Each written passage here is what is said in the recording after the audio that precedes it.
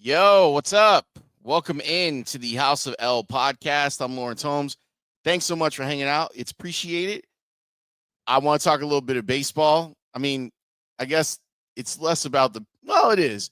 I won't limit myself by saying that it's not baseball just because I'm talking about the White Sox and where they're at in their time horizon. We are brought to you by Remy Martin. As you can see, team up with excellence with Remy Martin. They do have the very special City of Lyrical Legends VSOP going on right now. The special bottle, Chicago flag, inspired. It's really, really good. I highly recommend. Love being partners with Remy Martin. So I've been back and forth about this. Speaks and I have talked a little bit about it on the air too.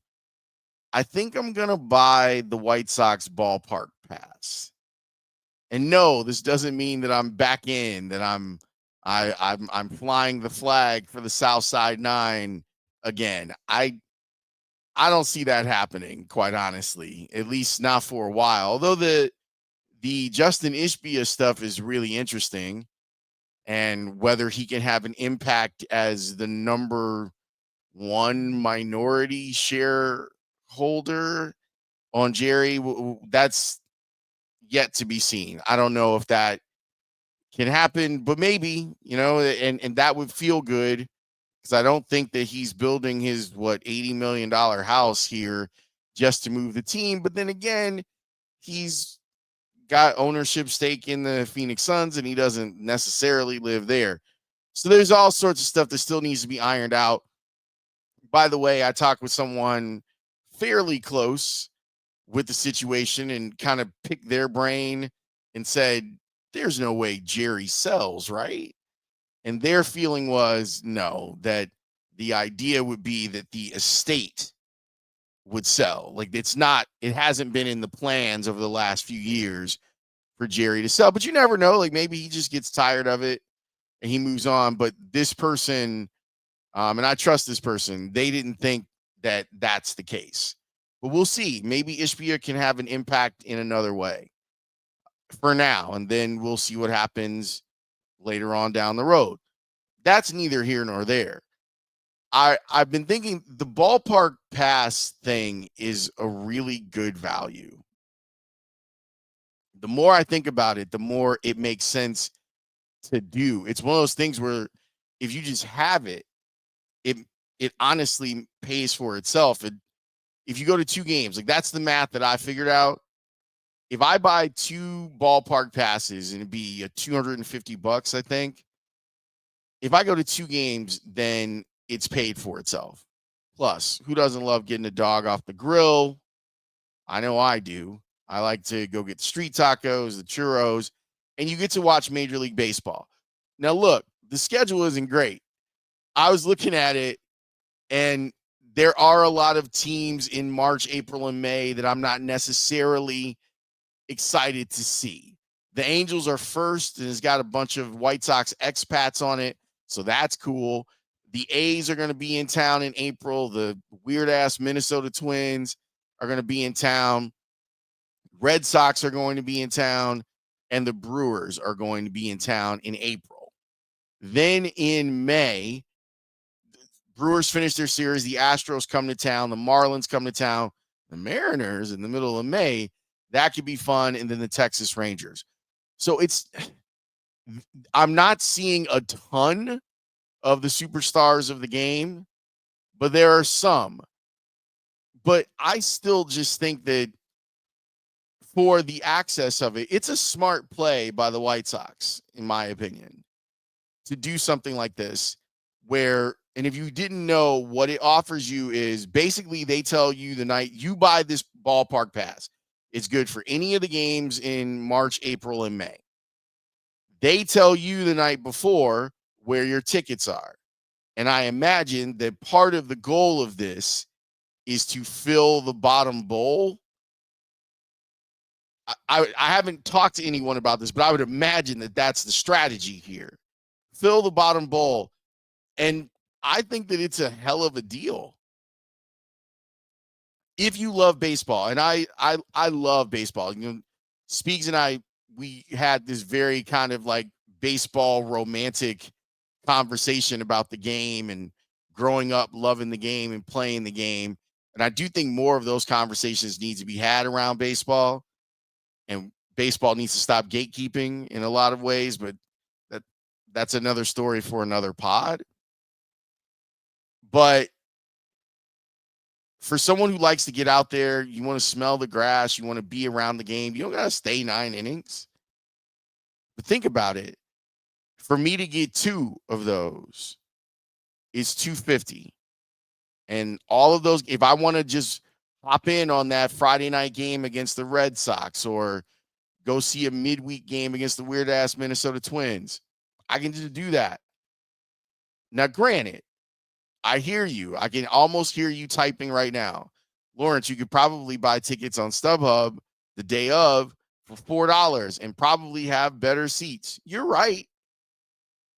You're right. But I think that even just knowing that those tickets are in my ballpark app wallet and just being like, oh, show's over one day. I'm just right there. Boom.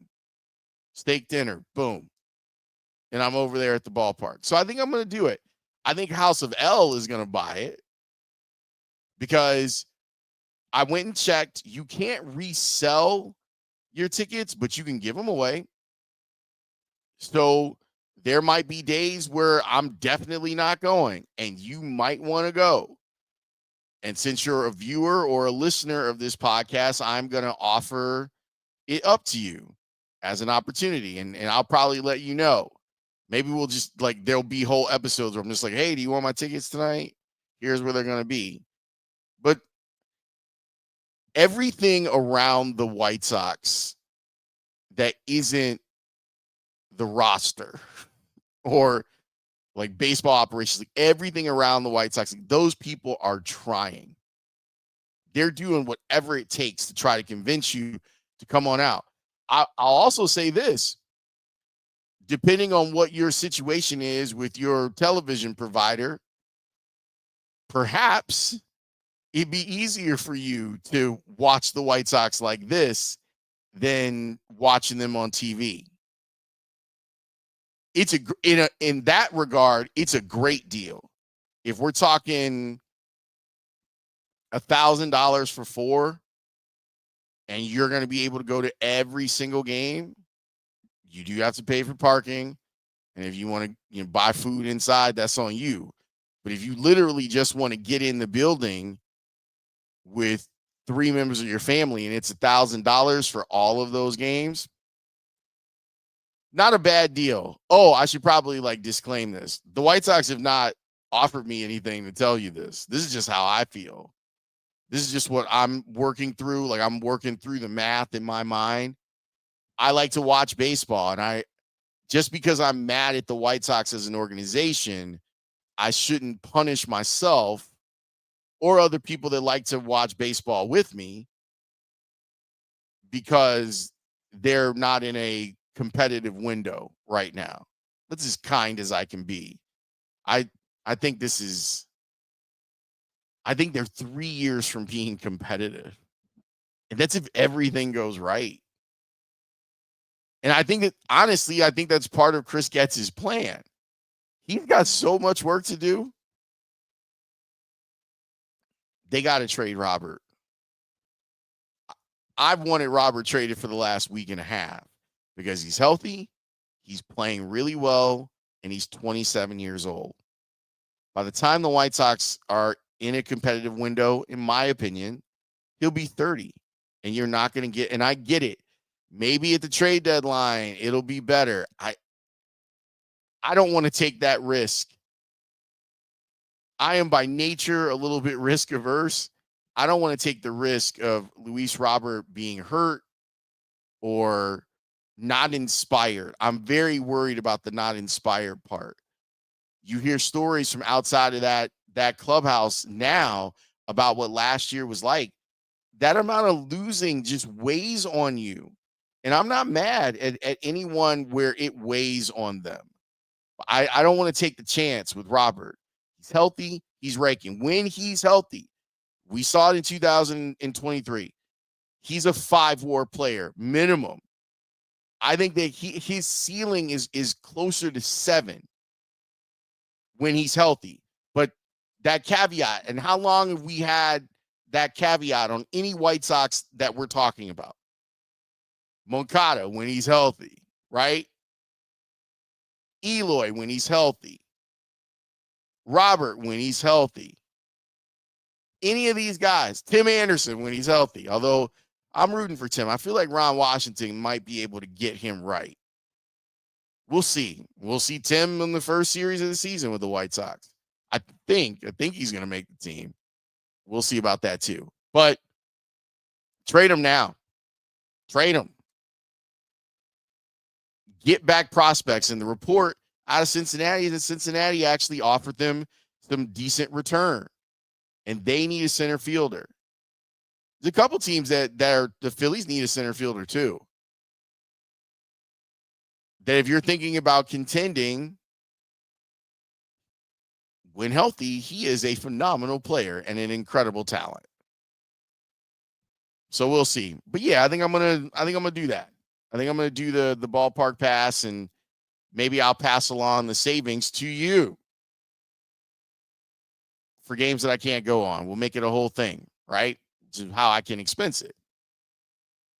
It's a whole thing for House of L. You get to take House of L's tickets. I can see it now. House of L and the White Sox give you an opportunity to see Major League Baseball. Because that's all we can say. That's true than advertising. It's Major League Baseball. I didn't say it was going to be good. Anyway, I will talk to you next time. Thanks everyone on Spotify, by the way. Thanks everyone on Apple. Please, please, please give us 5 stars and write a note. Let them know. Give us the reco. It helps with placement. I'll talk to you next time, okay? Peace.